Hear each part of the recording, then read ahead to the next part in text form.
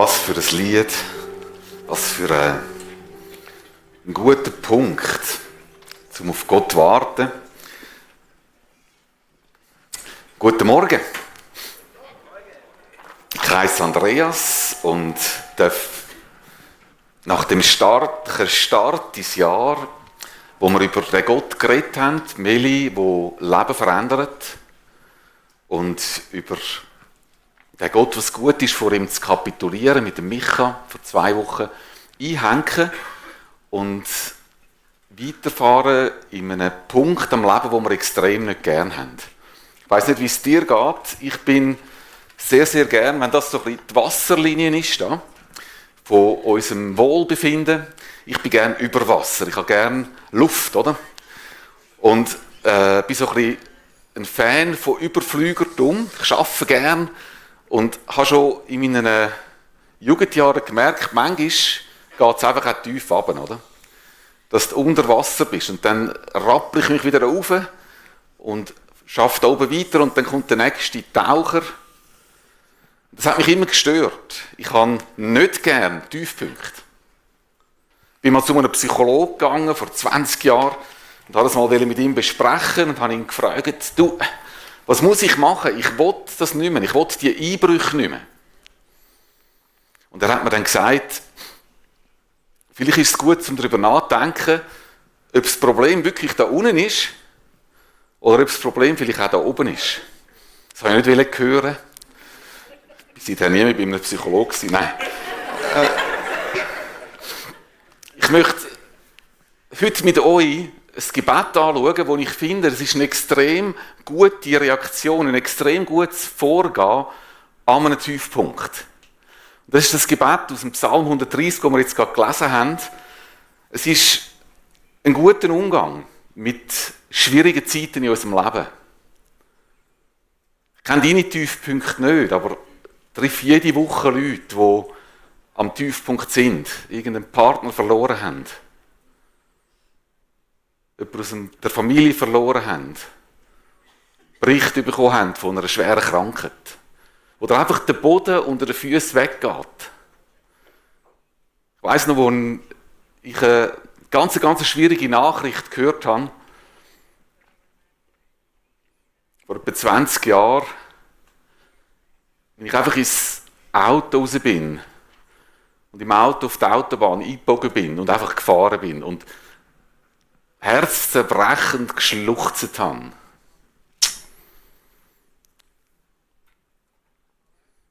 Ich habe an Weihnachten mit einem jungen Mann geredet, der mir sehr nahe steht und der hat eine wunderbare Familie, einen wunderbaren Job, alles gut. Und dann hat er mir erzählt, weisst, wenn ich beschäftigt bin, wenn ich am Arbeiten bin, dann geht das alles. Und ich mache das ja auch. Das ist sehr ein Pflichtbewusster. Aber eigentlich, wenn ich ehrlich bin, habe ich null Motivation. Erfüllt mich das überhaupt nicht. Und wenn ich allein bin, ist es so ein furchtbarer Ort, dass ich mich immer ablenke. Sofort gehe Sportgames schauen, er ist ein Sportler und liebt Sport, ist alles gut. Aber der Punkt ist, er haltet es da unten nicht aus.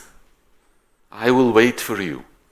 Sondern er gumpet irgendwie immer über der Wasserlinie. Und ich möchte dir einen anderen Umgang mit Tiefpunkten zeigen heute Morgen. Ein Umgang, wo du am Tiefpunkt das Gespräch mit dem Gott suchst, wo deinen Tiefpunkt zutiefst versteht und wo Antworten hat. Wir starten rein mit dem Psalm 130, die die Bibel dabei haben, tönt doch auf. Psalm 130. Und ich will dir 9 Punkte, wow, wir müssen uns anschnallen, 9 Gründe geben, warum das ein gutes Gebet ist. Eine gute Art vom Reagieren. Und es fängt schon mit dem Titel an. Der Titel ist, es ist ein Wallfahrtslied. Das heisst, es ist für Wallfahrer, für Pilger. Das ist für Leute, die ein gutes Ziel in ihrem Leben gesetzt haben. Wir haben alle unsere Ziele, oder? Ich möchte, dass die Hausarztversorgung in Untersiggenthal besser wird. Vielleicht hast du das Ziel von irgendwie ein finanzielles Ziel oder Familie, einen Partner. Und das ist alles gut, oder? Aber irgendwann merkst du, das ist wie zu wenig. Und die Pilger, das sind so Aussteiger, die gemerkt haben, das ist zu wenig. Ich muss an die Quelle. Das ist alles Schwebwasser, aber ich muss an die Quelle. Und die gesehen haben, Gott bei dir ist die Quelle vom Leben. Ich brauche dich, Gott. Quellfrisch, oder? Wer hat Quellfrisch gern? Mann. Das ist genau das, oder? Genau. Und ich finde, es startet so stark, der Psalm, dass wir eben eingeladen werden, Pilger zu sein. Wir haben vielleicht das nächste.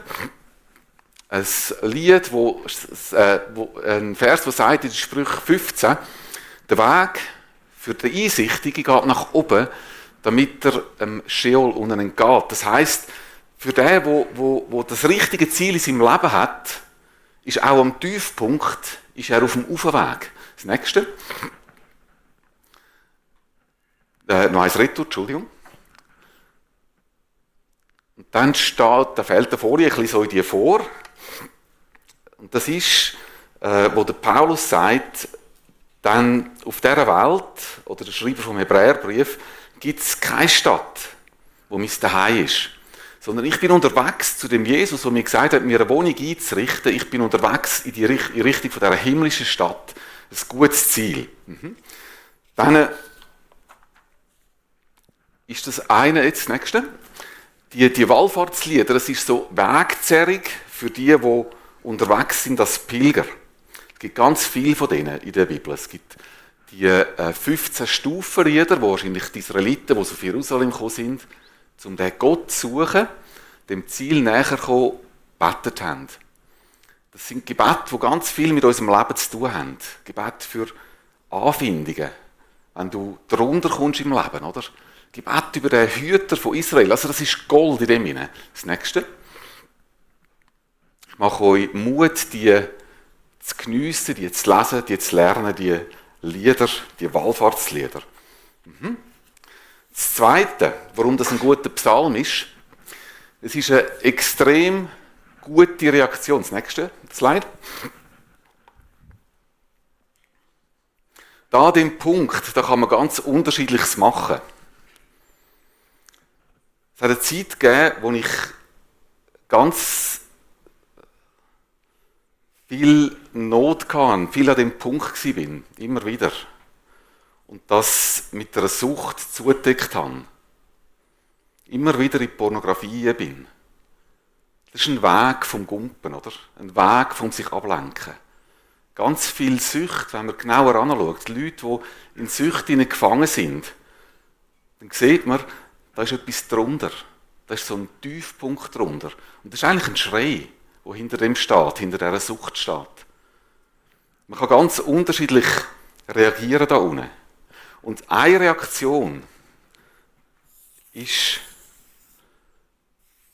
dass du schreist. Aus der Tiefe schreie ich zu dir. Und ich möchte einfach das an den Anfang stellen, das ist eine extrem gute Art zum Reagieren. Wir haben in der Praxis manchmal Notfälle, nicht so viele, alle paar Wochen vielleicht einen, wo irgendetwas ganz ernst wird in einem Zimmer. Also nicht einfach sonst Notfälle, haben wir ja viel, aber Notfälle, wo es wirklich um alles geht. Oder? Und dann ruft die Person, wir haben mehrere Zimmer, oder die Person, die dann gerade beim Patient ist, die ruft, kann mir jemand helfen? Das wird laut. Und das ist ein Trigger der Reaktion in der ganzen Praxis. Rufen, um Hilfe rufen, ist eine extrem gesunde Reaktion. Gott hat ein Gesetz gesagt, im Psalm 50,15. Ruf mich an in der Not. Und ich werde dich erhören. Und du wirst mich preisen. Das ist wie wenn du zum Fenster rauskommst, dann schlägst du auf und wirst sterben. Oder? Das Gesetz von der Schwerkraft funktioniert. Und das ist genau so ein Gesetz, das vom gleichen Gott gemacht ist. Wenn du in der Not bist und du mich anrufst, ruf mich an. Und dann kommt das Nächste. Ich werde dich retten. Das ist fix. Das ist ein Boden. Rufen ist eine extrem gute Reaktion am Tiefpunkt. Das Nächste.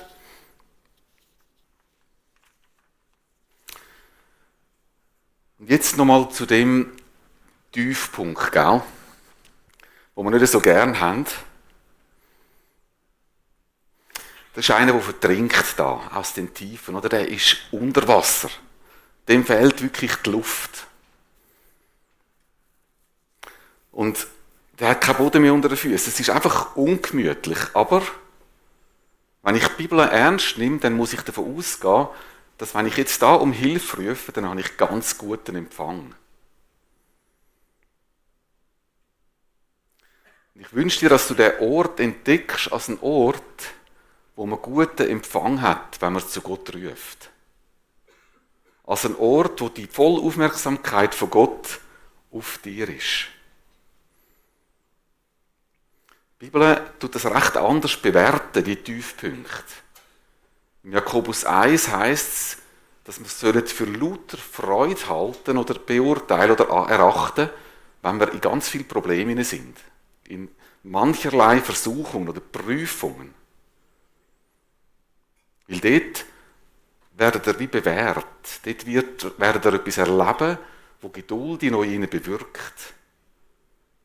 Und am Schluss heisst es, dort wird es euch ja nichts fehlen.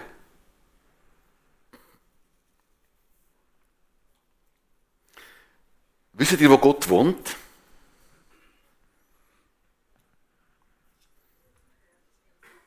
In unserem Herz ist ein guter Punkt. Ja. Wo wohnt Gott? Sonst noch? Meldungen? Im Lobpreis. Yes, oder? Gott wohnt im Lobpreis. Und, das nächste Lied. Das nächste Slide. Da gibt es eine ganz krasse Stelle in Jesaja. Denn so spricht der Hohe und Erhabene, der in Ewigkeit wohnt und dessen Name der Heilige ist. In der Höhe und im Heiligen wohne ich. Und bei dem, der zerschlagenen und gebeugten Geistes ist. Um zu beleben den Geist der Gebeugten und zu beleben das Herz der Zerschlagenen. Was für eine Aussage. Eigentlich steht da, in dem Moment, wo du am Tiefpunkt bist, hast du gerade Wege gegründet mit Gott. Am Tiefpunkt wartet Gott auf dich. Das heisst nicht, er hüpft rasch rein und geht dann wieder. Er wohnt bei denen, die einen verbrochenen Geist haben, ein verbrochenes Herz.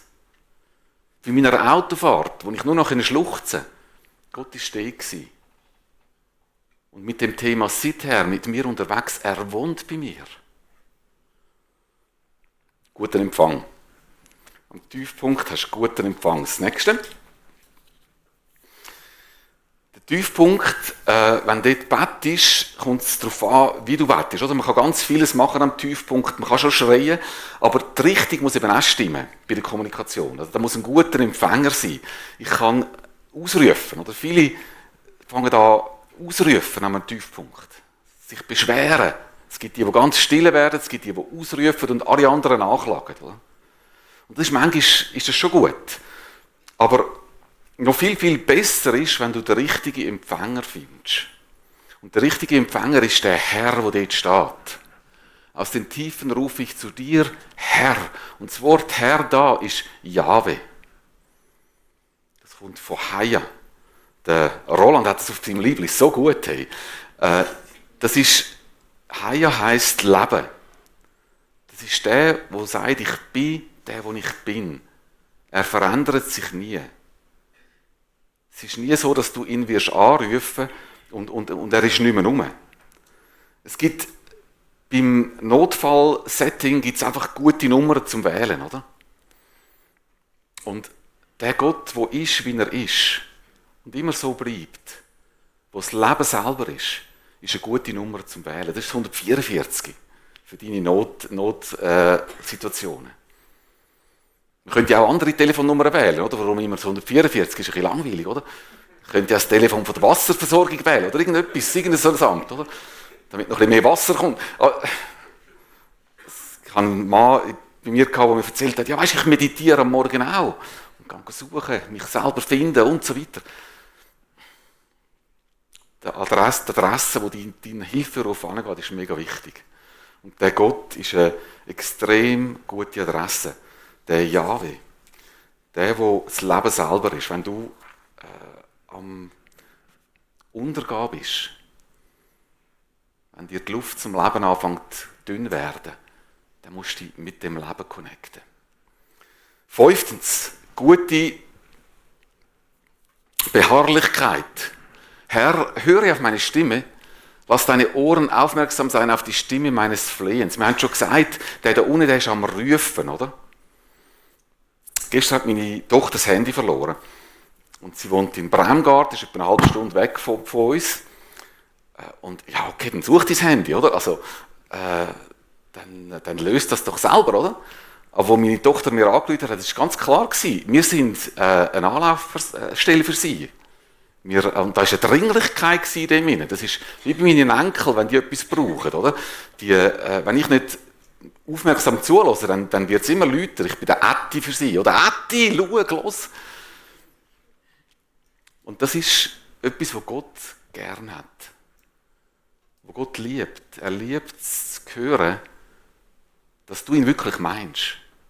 Dass du wirklich Hilfe von seiner Richtung möchtest.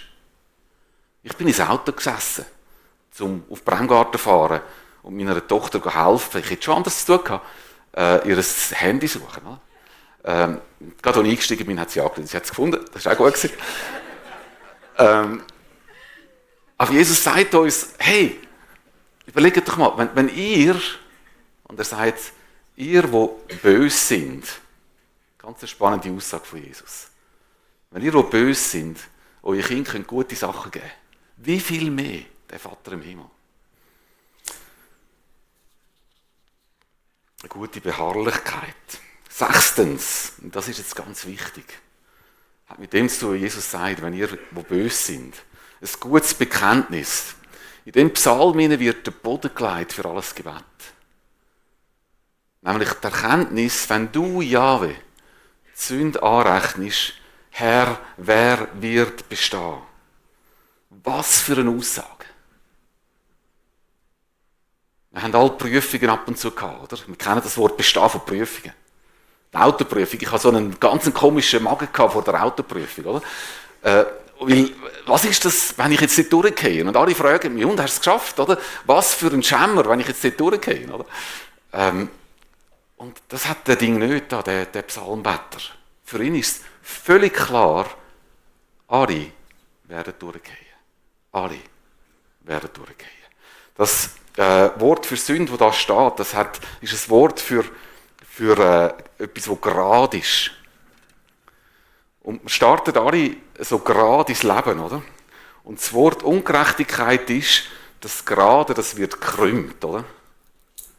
Und die Meli hat das extrem schön gesagt in ihrer Predigt, mit dieser kleinen Lüge hat ihr Gott wie gezeigt, etwas ist nicht mehr gut, etwas ist krumm geworden. Sünde tötet.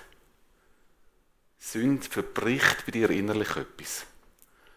Und dann gibt es die Leute, die anfangen zu vergleichen. Ja, aber weißt du, so wie der da hinten bin ich natürlich dann schon nicht. Das hat so einen Pharisäer gehabt, der Jesus beschreibt, der ist beten im Tempel. Gott, ich bin zum Glück nicht so wie der nebendran. Ich habe nämlich nur einen Knick, aber der ist am Stellen, der ist am Leute betrügen. Ich faste so und so viel. Und das ist dann eben das andere, gell? Das ist so unsere Idee, dass wenn wir gute Taten tun, das ist so der christliche Hinduismus, so ein bisschen Karma, wir tun da noch ein bisschen flicken, oder? Wir machen gute Taten und alles in allem wird das dann vielleicht wieder einigermaßen gerade, oder? Ich habe da so eine schöne Pflanze mitgebracht. Gott hat uns da das Gesetz gegeben, damit wir gerade wachsen können. Es ist uns zum Leben gegeben. Und wir merken, so viel Mal ist da etwas verbrochen worden, durch das, dass wir in Sünde geraten sind. Und vielleicht siehst du das nicht von außen, aber wenn man mit dir redet, und vor allem wenn du vor Gott stehst, wird es klar sein, das ist eine recht krumme Sache. Und das ist so gut, dass das da steht, oder? Das ist das Evangelium. Darum hat der Luther und der Calvin den Psalm geliebt. Gott, wenn du Sünde anrechnest, wer kann bestehen? Keine. Das Nächste. Und der das erkennt, der hat wieder einen guten Empfang. Oder? Da war der, der eben auch vor Gott gekommen ist im Tempel und gesagt hat, Gott, sei mir Sünder gnädig. Und Jesus sagt, Im Gegensatz zu dem Stolzen, der ist gerechtfertigt heim. Und das ist so eine gute Gewissheit, doch bei dir ist die Vergebung, damit man dich fürchte. Und das ist jetzt ganz, ganz krass, oder? Dass der Gott vergibt. Da ist das Wort «geben» drin. Das ist ganz krass, dass der Gott selber ein absoluter Tiefpunkt von der Welt gegangen ist und dort die Lösung gebracht hat. Dass der Gott selber den Stab von dir nimmt, wo völlig verbrochen ist, dein ganzes Leben, deinen ganzen Müll nimmt und vergibt. Das heisst, nicht, dass er ihn unter den Teppich wischt, sondern er nimmt ihn und gibt ihn dem Jesus. Voll. Jede Sünde rasselt auf den Jesus hinein, an den absoluten Tiefpunkt. Vielleicht verstehst du jetzt auch, warum der Jesus oder der Gott da unten wohnt. Alles versteht über Tiefpunkte. Doch bei dir ist die Vergebung, damit man dich fürchte. Und weißt, an dem Punkt,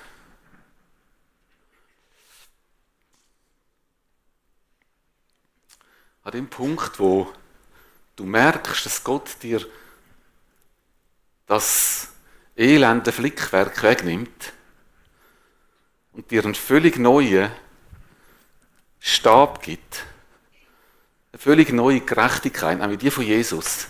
Und nicht äußerlich, sondern innerlich. Du schluckst den Stab, oder? Du wirst innerlich aufgerichtet.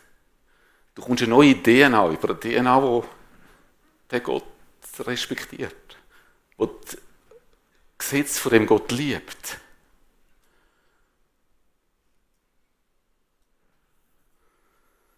Wenn du das merkst und erlebst, dann wirst du Respekt bekommen vor dem Gott, damit man dich fürchte. Das ist das Ziel. Es wird alles anders sein nachher. Ich weiss an dem Punkt, wo ich, nachdem ich an einem Tiefpunkt mit meiner Frau irgendwann kapituliert habe und die ganze Pornografie, den ganzen Dreck vor Gott gebracht habe, nicht speziell etwas erlebt habe, aber gleich kapituliert habe von dem Gott, wie das der Micha verschrieben hat.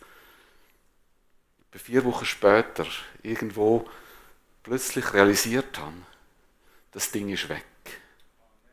Nicht irgendwie mehr Mühe gegeben, nichts. Nicht daran gedacht, einfach, das Ding ist weg. Und das hat mir einen enormen Respekt vor dem Gott gegeben und eine enorme Hoffnung für mich und für andere. Wenn er das kann, dann kann er alles. Und das ist da unten passiert. Das ist nicht da oben passiert.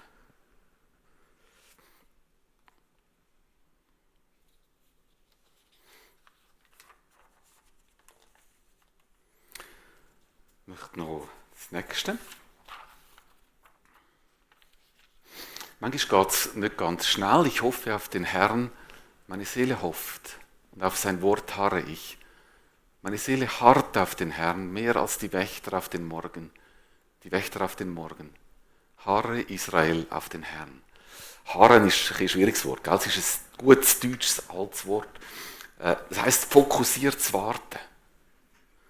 Und das Spannende ist, eigentlich wartest du nicht in erster Linie auf die Lösung. Also nicht auf den Partner. Obwohl das tut so weh, dass der Partner noch nicht da ist, oder? Aber eigentlich wartest du auf die Quelle direkt. Ich harre auf den Herrn. Und auf sein Wort harre ich.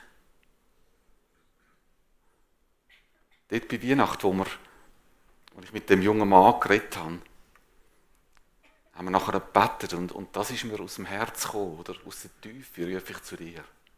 Was für eine Situation, oder? Was für eine Gemeinheit, dass dem Mann eigentlich jeder Lebenssaft weggeklaut wird, oder?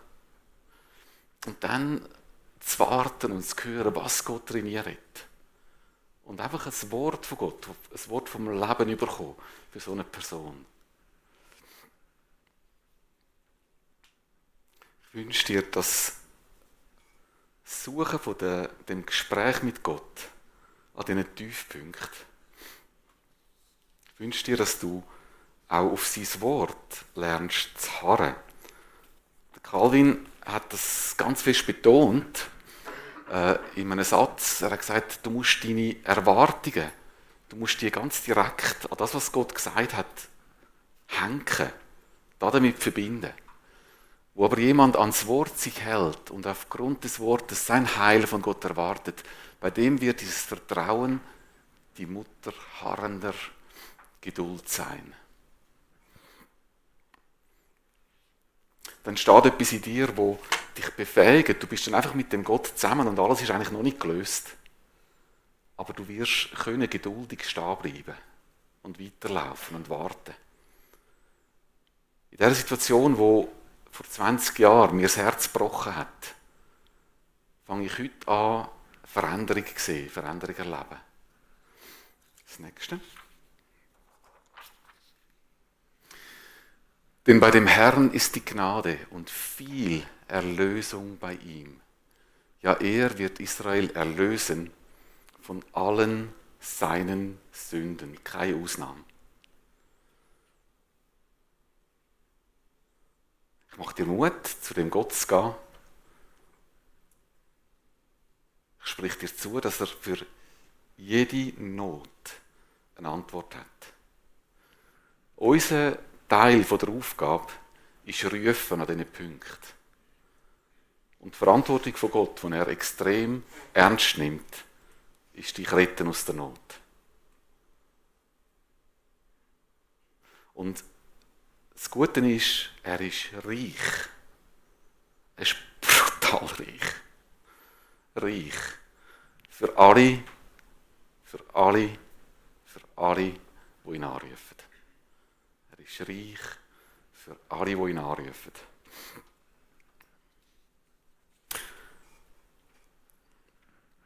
Das Nächste.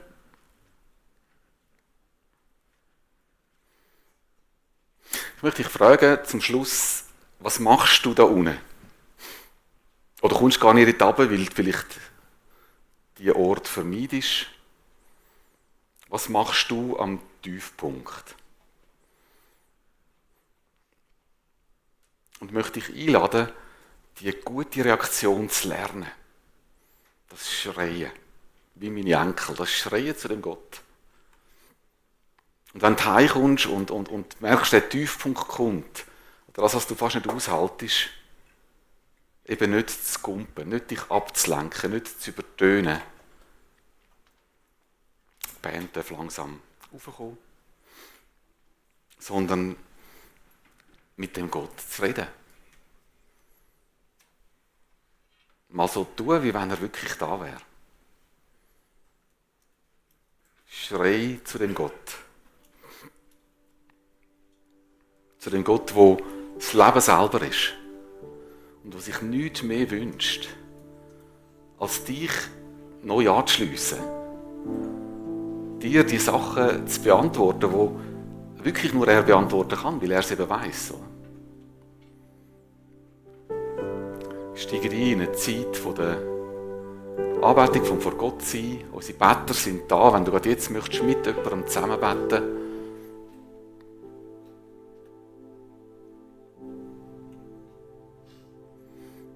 Und ich danke dir, Vater,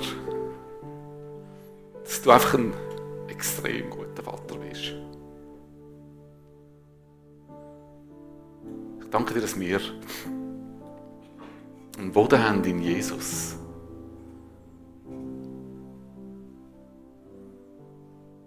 Einen Boden, um dir zu begegnen. Danke, dass bei dir Vergebung ist und viel Erlösung. Und danke, Vater, dass du jetzt da bist und dass du verstehst, dass du selber uns jetzt begegnest. Alles andere ist kalter Kaffee, Vater. Wir brauchen dich. Quellfrisch. Wir brauchen dich, du Quelle vom Leben. Und lade dich jetzt ein, einfach zu übernehmen und den Raum zu füllen und mit uns in die Zeit zu kommen.